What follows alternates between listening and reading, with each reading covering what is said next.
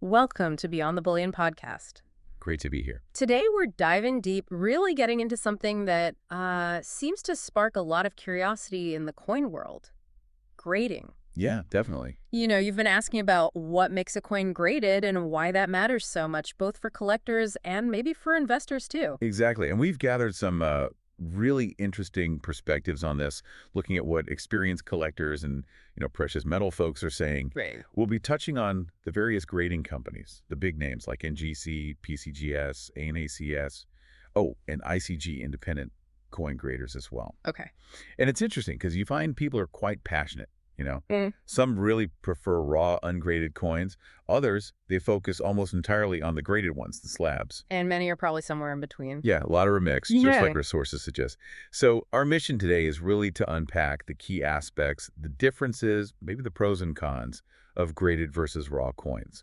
Okay, sounds good. Let's jump right in. What are graded coins? Fundamentally. I mean, it seems a simple coin in plastic, but it's got to be more than that, right? You're spot on. It's more involved. Basically, a graded coin is one that's been looked at by a professional, independent grading service. They check its authenticity and they assess its condition. Okay. And then based on that assessment, it gets sealed up in this tamper-evident plastic holder, people call it a slab, and it gets a label with a specific grade. Right, the slab. And why do people do this? What's the main point of getting a coin graded? Well, there are really two core reasons: authentication and assessing the condition. Okay. So having a reputable company look at it verifies that it's genuine. That's super important, especially for valuable coins, Yeah. where counterfeits could be concerned. In sense, less risk. Exactly. It's a layer of security. And at the same time, the grading gives you a standardized evaluation of the coin's physical shape, its condition. That condition directly ties into its market value. Sort of creates a common ground for buyers and sellers. Ah, okay. So everyone's working from the same assessment. And you mentioned authentication. I think one source mentioned you can actually check these online. Absolutely. That's a huge plus. Yeah. With companies like NGC and PCGS, they keep these big online databases. Each slab has a unique serial number. Right. You can go on their website, type in that number, and boom, you see the coin details, the grade they assigned. It adds a big layer of trust, especially if you're buying sight unseen. Okay, so beyond just knowing it's real, what other advantages are there to collecting graded coins? Why focus on them? Well, there are quite a few. First off, the physical protection's a big one. That slab, it's tough. It guards the coin against scratches, getting dropped, fingerprints. Environmental stuff too, like Mm. humidity. Yeah, exactly. Yeah. Humidity, air exposure that can cause toning or tarnishing. Mhm. For older coins, maybe more fragile ones, that protection is just invaluable. It preserves the coin in the state it was graded. That's a really good point for preservation. What else? Well, we touched on authentication, but really, reducing that risk of counterfeits, especially when you're talking serious money, is huge. Huge. Peace of mind. Definitely. Then there's valuation. That grade, it's a specific, widely accepted judgment on the coin's condition. That standardization is just key for figuring out market value. Makes buying, selling, trading much more straightforward. And that ties into that grading scale, right? The Sheldon scale, Yeah. MS-70 being perfect. Precisely. The Sheldon scale, running from 1 to 70 for circulating and mint state coins. MS-70 is a top, basically a perfect coin, just as it left the mint. No post-production flaws visible, even with magnification. Gotcha. So MS-70, the holy grail for some.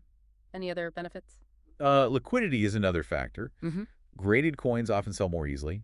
Buyers tend to have more confidence because the condition and authenticity are, well, certified by a third party. Easier to move if you decide to sell. Yeah, generally. Plus, let's be honest, the slab itself can look pretty good for display. It presents the coin nicely. And as one source pointed out, the market for graded coins, especially the rarer stuff or the really high grades, can be pretty strong, pretty active. Okay, so protection, authenticity, clear value, liquidity, display appeal, potentially strong market. Quite a list. Let's dig into the grading process itself a bit more. What actually happens? How do they decide on that number? It's a meticulous process. Experienced graders examine the coin very closely, usually under magnification, controlled lighting. They're looking at things like the quality of the strike, how well the design was impressed. Okay. They look at the surfaces, any marks, scratches, abrasions. They assess the luster, that original mint sheen, and just the overall eye appeal. Eye appeal, huh? So it's a bit subjective, too. There's an element of trained judgment, definitely. But it's based on established standards. Right. So based on all that, they assign the grade. For uncirculated coins, the mint state ones, it runs from MS60 up to MS70. Though technically the scale goes lower, MS60 is generally considered the baseline for uncirculated. And proof coins, they have their own scale. Right. Proof coins, those specially made ones with mirror fields, they use a PR or PF designation, also typically up to 70. And then coins that have circulated get lower grades, like about uncirculated or AU, then extra fine, fine, good, etc. And within those mint state grades, like MS63 versus MS69, those numbers mean something specific about the condition, right? Exactly. Each number reflects subtle differences. An MS63, for example, might have noticeable contact marks or maybe some small scratches. Yeah. And MS64 would have fewer, less distracting marks. Okay. As you go up, the flaws get tinier and tinier. An MS69 is considered almost perfect. It might have just one or two minuscule imperfections, things you'd really need magnification to spot, like a tiny nick or hairline. And MS70 is flawless even under magnification. That's the standard. No post-production imperfections visible. It's important, too, to understand uncirculated just means it hasn't been used as money. Mint state, or MS, is the actual grading term for those. You might also hear gem uncirculated. What does gem mean? Gem usually refers to MS65 and up. It just signifies a higher quality, really nice eye appeal within the uncirculated range. Got it. Now, our source, Patriot Stacker, mentions specific things like Proof 69 Ultra Cameo. What's Ultra Cameo? Right. For proof coins, Cameo and Ultra Cameo describe the contrast. You want the devices, the raised parts like the portrait or lettering, to look frosted, kind of white. Okay. And the fields, the flat background to be deeply mirrored, almost black. Yeah. Ultra Cameo means that contrast is really strong, really striking, highly desirable for proof collectors. Interesting. And they also mentioned full steps on a nickel. That sounds super specific. It is. It's a great example of grading nuances. It applies mainly to Jefferson nickels. On the back, you've got Monticello, Jefferson's home. Right in front of it, there are supposed to be steps. Full steps means all 5 or 6, depending on the era. Distinct horizontal steps are fully struck and visible, with clear separation. Even a little bit of wear, or sometimes just a weak strike at the mint, can mush those steps together. If it has full steps. It usually gets a premium. Yeah. It shows a strong strike and good preservation in that key area. It just highlights how detailed grading can get. So that difference between MS70 and MS69, it might look tiny to us, but it can mean a big difference in price and how common they are. Absolutely. An MS69 might look perfect to the naked eye, maybe just a tiny flaw under a 10x loop. But finding that truly perfect MS70 can be much harder for many issues. Right. So that rarity often drives a big price jump. Collectors often have to decide, do I chase the perfect 70 or is a near perfect 69 good enough and more affordable? And sometimes a really rare date coin in, say, MS65 might be worth way more than a common date in MS70 just because of rarity. Condition isn't everything. Patriot Stacker also shared some cool examples from their collection. What stood out there? Oh, the variety was amazing. An ancient Roman coin, like a double denarius graded mint state. Yeah. That's incredible. It shows how grading helps preserve and validate history itself. Yeah, wow.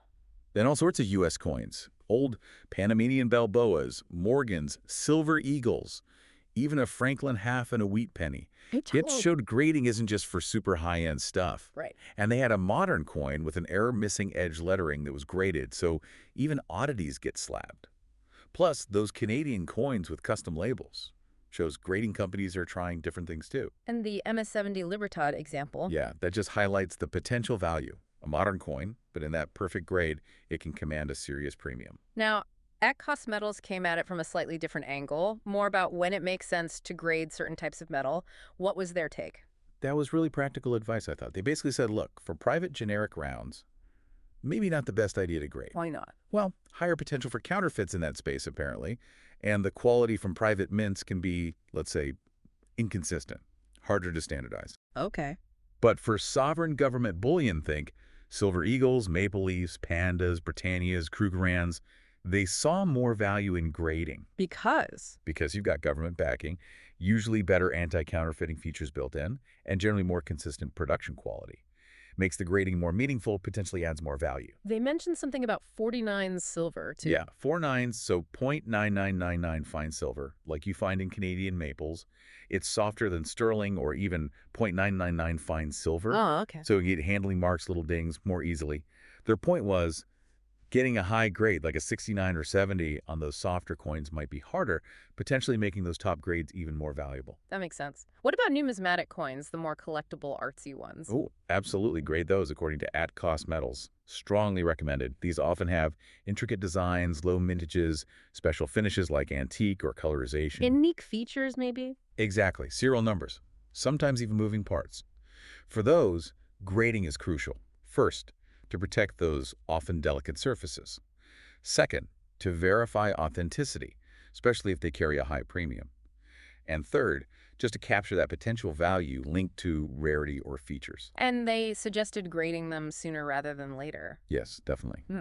Because every time you handle it, there's a risk of damage. Getting it slabbed early preserves its condition and maximizes its potential.